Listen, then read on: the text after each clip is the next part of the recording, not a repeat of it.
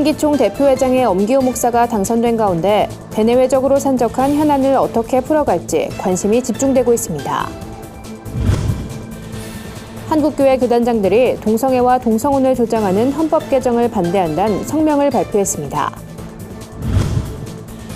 최근 불거진 종교인 과세 유예 논란에 대해 교회 재정 건강성 운동이 반박 입장을 표명했습니다.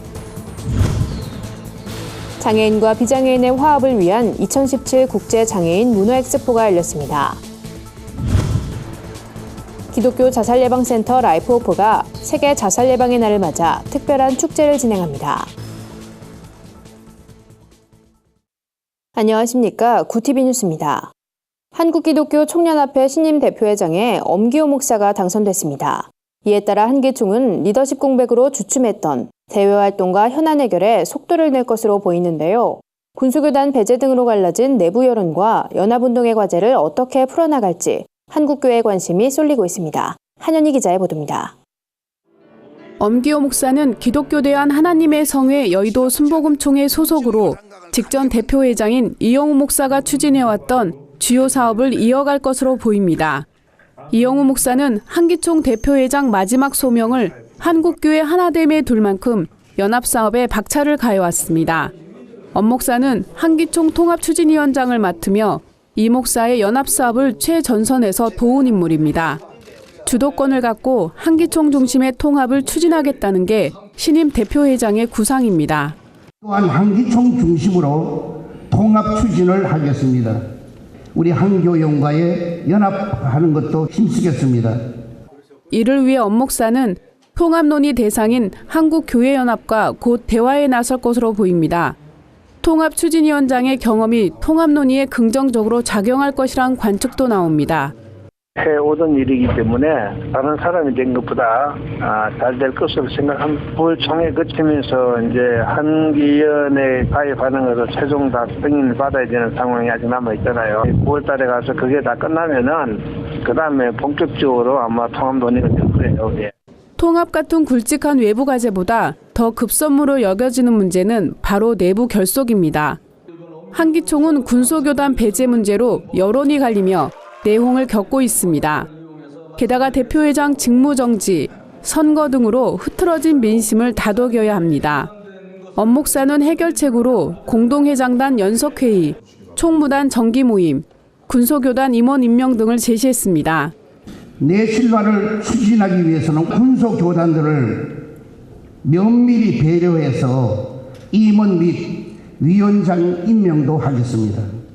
이 밖에도 종교인 과세, 동성애, 이단 사이비 문제도 적극 대처하겠다는 뜻을 밝혔습니다. 임기는 4개월이지만 풀어가야 할 과제는 굵직합니다. 오랜 경험과 연륜으로 조직을 안정화시키고 수건 사업인 대통합을 이뤄낼 수 있을지 관심이 쏠리고 있습니다. 구티비 뉴스 한연입니다.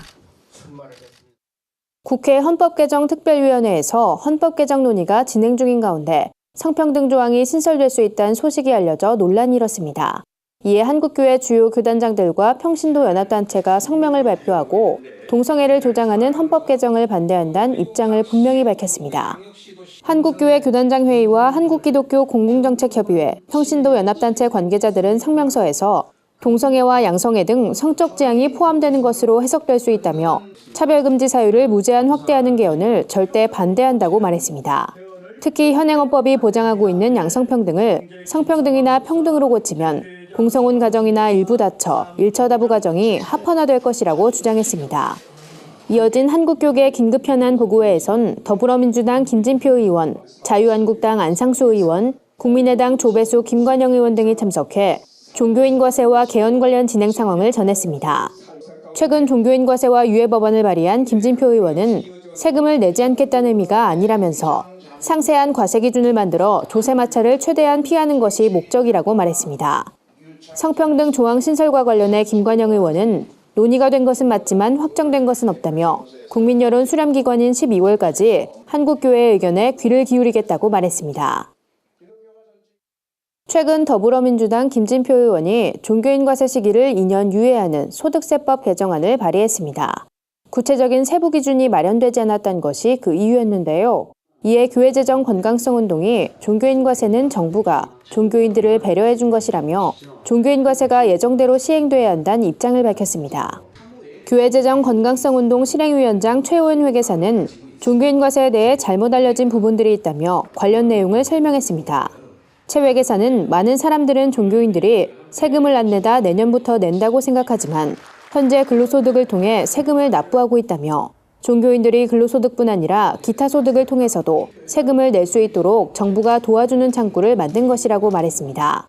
세부 기준이 미흡하다는 주장에 대해선 기타 소득 규정엔 필요 경비 외에 학자금과 사택 제공 이익 등이 비과세 소득으로 포함되어 있다며 정부가 종교인들의 열악한 환경을 배려해 준 것이라고 전했습니다.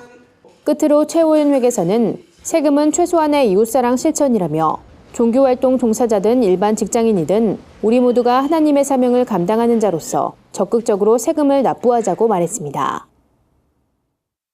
문화예술로 장애인과 비장애인의 장벽을 허무는 축제가 열렸습니다.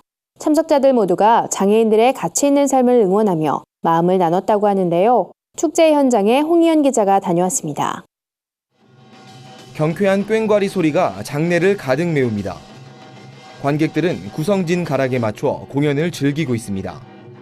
무대에 오른 장애인 예술팀원들은 비장애인도 하기 힘든 퍼포먼스를 선보이며 관객들과 소통합니다. 2017 국제장애인 문화 엑스포는 이렇듯 장애인과 비장애인의 간극을 허물고 더불어 살아가는 사회를 위해 노력하고 있습니다. 사람이 박수 쳤을 때는 정말 감동이고 아주 힘찬 박수로 가슴이 쿵짝쿵짝 잘 뛰었습니다. 엑스포를 마련한 국제장애인문화교류협회는 이들과 함께 전 세계를 돌며 소통과 화합의 메시지를 전하고 있습니다. 처음엔 어려울 것만 같던 장애인 문화예술팀은 이제 전문가들에게도 인정받을 만큼 상당한 수준에 올랐습니다. 직접장애를 가지고 있어가지고 어려웠던 사람들이 지금은 이제 예술로 그들이 정상적으로 많이 돌아가서 지금은 금년 같은 경우에는 대학교도 4명씩이나 들어갈 수 있는 그런 계기가 됐고. 2박 3일간의 일정으로 진행된 이번 엑스포에선 평창 동계올림픽과 패럴림픽에 성공을 기원하는 행사와 국제장애인 영화제 등 다양한 프로그램이 이어졌습니다. 협회 관계자는 장애인과 비장애인이 편견 없이 함께 무대에 서는 날까지 공연을 이어나갈 것이라고 밝혔습니다. 구티비 뉴스 홍우연입니다. 자살을 예방하고 생명의 소중함을 전하는 제4회 생명보듬 페스티벌이 열립니다. 라이프 오픈은 건강을 회복하고 생명의 소중함을 느끼며 나눔의 문화를 경험하는 시간이 될 것이라고 전했습니다. 생명을 향한 한 걸음이란 주제로 진행되는 이번 축제는 내달 9일 경기도 파주 운정 호수공원에서 열립니다. 참가자들은 공원 일대를 부담 없이 함께 걸으면서 생명보듬 체험 부스를 둘러보고 문화공연도 관람할 수 있습니다. 조성돈 대표는 자살률이 줄어들곤 있지만 만족할 만한 수준은 아니라며 한 영혼을 천하보다 귀하게 여기는 마음으로 한국교회가 자살 예방 운동에 앞장서 달라고 말했습니다. 조 대표는 특히 세계 자살 예방의 날인 9월 10일을 생명보듬주일로 정하고 미리 준비한 공동 설교문을 통해 전국교회가 생명의 소중함을 전파해 주길 바란다고 호소했습니다. 오늘의 해외 주요 뉴스를 윤인경 기자가 전해드립니다. 구티비 월드와이드입니다. 영국에서 성정체성 클리닉을 방문하는 아이들이 지난 5년 사이에 4배나 증가한 것으로 나타났습니다. 자신이 정말 여자 혹은 남자인지 성정체성을 고민하는 아이들이 급증하고 있는 겁니다. 전 교육부 자문위원 크리스 맥거번이 제시한 통계에 따르면 2016년을 기준으로 3세에서 7세 사이의 어린이 중 84%가 성정체성 클리닉에서 사회심리적 진단을 받거나 호르몬 차단제를 처방받았습니다. 맥거번은 아이들로 하여금 자신의 성별에 대해 의문을 제기하도록 하는 사회적 분위기가 조성되고 있다며 이는 아이들에게 성정체성에 대한 혼란을 부추길 수 있으며 정신적 충격까지도 일으킬 수 있다고 경고했습니다. 인도에서 남성 이슬람 신자가 이혼을 뜻하는 아랍어인 탈라크를 3번 외치면 이혼이 되는 이슬람 관습 트리플 탈라크가 위헌이란 대법원 판결이 나왔습니다. 대법원은 트리플 탈라크가 여성의 기본권을 침해할 뿐 아니라 다른 이슬람 국가에선 트리플 탈라크가 허용되지 않는 것으로 보아 이것이 이슬람 교리의 본질적인 부분에 해당하지 않는다고 판결 이유를 밝혔습니다. 나렌드라 모디 인도 총리는 무슬림 여성들에게 평등을 인정한 역사적 결정이라며 대법원의 결정을 환영했습니다.